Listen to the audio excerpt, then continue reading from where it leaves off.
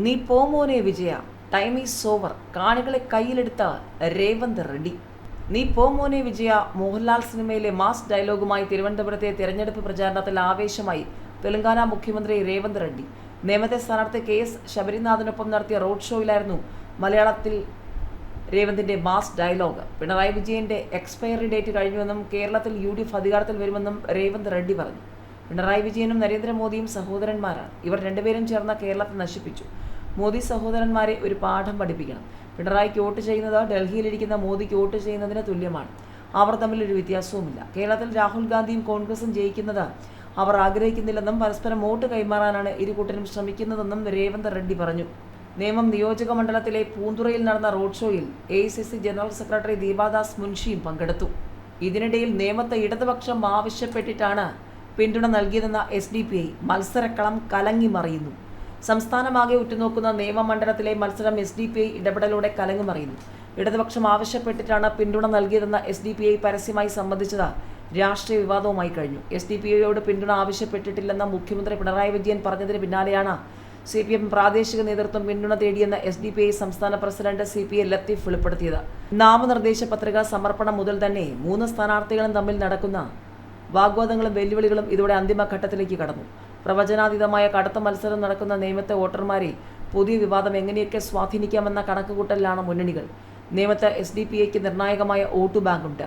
ഇത് LDFന് പ്രഖ്യാപിച്ചത് മറ്റ് 2 മുന്നണികളെയും ആശങ്കയിലാക്കിയിട്ടുണ്ട്. ഭൂരിപക്ഷ ന്യൂനപക്ഷ വോട്ടുകൾ ഒരുപോലെ വിധി നിർണ്ണയിക്കാൻ ശേഷിയുള്ള മണ്ഡലമാണ് നേമം. BJPയെ പരാജയപ്പെടുത്താനാണ് LDFന് പിന്തുണ നൽകുന്നതെന്നാണ് SDPI നേതാക്കളുടെ വാദം. കഴിഞ്ഞ തവണയും പിന്തുണ LDFനായിരുന്നെന്നും തങ്ങളുടെ 10,000-ഓളം വോട്ടുകളാണ് V ശിവൻകുട്ടിയുടെ ജയത്തിന് വഴിയൊരുക്കിയതെന്നും SDPI നേതാക്കൾ അവകാശപ്പെട്ടിരുന്നു. SDPIയുടെ പരസ്യ പ്രഖ്യാപനം ന്യൂനപക്ഷ ഏകോപനത്തിന് ഇടയാക്കുമോ എന്നാണ് മറ്റു മുന്നണികളുടെ ആശങ്ക. ആവശ്യപ്പെട്ടിട്ടാണ് പിന്തുണ നൽകിയതെന്ന SDPIയുടെ വെളിപ്പെടുത്തൽ തിരിച്ചടിയാകുമോ എന്ന ഭീതി LDFനുണ്ട്. ഇത് ഭൂരിപക്ഷ വോട്ടുകൾ അകറ്റുമോ എന്നതാണ് ആശങ്ക. വർഗീയ പാർട്ടി എന്ന് നിരന്തരം ആരോപിച്ചിരുന്ന ഒരു പ്രസ്ഥാനത്തിന്റെ പിന്തുണ LDF തേടിയെന്നത് മറ്റു മുന്നണികൾ ചർച്ചയാക്കി കഴിഞ്ഞു.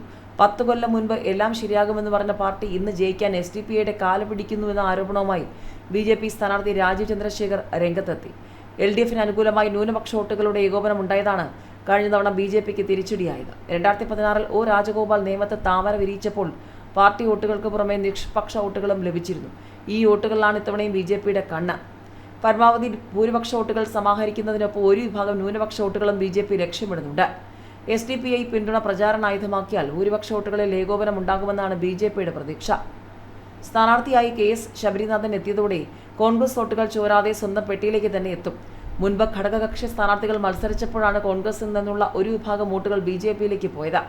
O രാജഗോപാലന്റെ വിജയത്തിന് ഇതൊരു ഘടകമായിരുന്നു. ന്യൂനപക്ഷ വോട്ടുകളിൽ UDFും കണ്ണുവെക്കുന്നുണ്ട്. എന്നാൽ മാറിമറിയുന്ന പുതിയ സാഹചര്യം വോട്ടർമാരെ എങ്ങനെയൊക്കെ സ്വാധീനിക്കുമെന്നത് പ്രവചനാതീതമെന്ന് പ്രചാരണത്തിന് നേതൃത്വം നൽകുന്ന നേതാക്കളും പറയുന്നു. ഓരോ വോട്ടും സ്വന്തം ചിഹ്നത്തിൽ ഉറപ്പിക്കാനുള്ള കടുത്ത ശ്രമമാണ് നേമത്ത്. മറ്റൊരിടത്തും പ്രചരണത്തിനിറങ്ങാതെ സ്ഥാനാർത്ഥികളും പരമാവധി സ്വന്തം മണ്ഡലത്തിൽ ഉറച്ചു നിൽക്കുകയാണ്. 3 പ്രമുഖർ ഏറ്റുമുട്ടുമ്പോൾ ആര് വീഴും ആര് വാഴുമെന്നുള്ളത് വോട്ടെണ്ണി അവസാനിക്കുമ്പോഴേ അറിയാനാവുകയുള്ളൂ.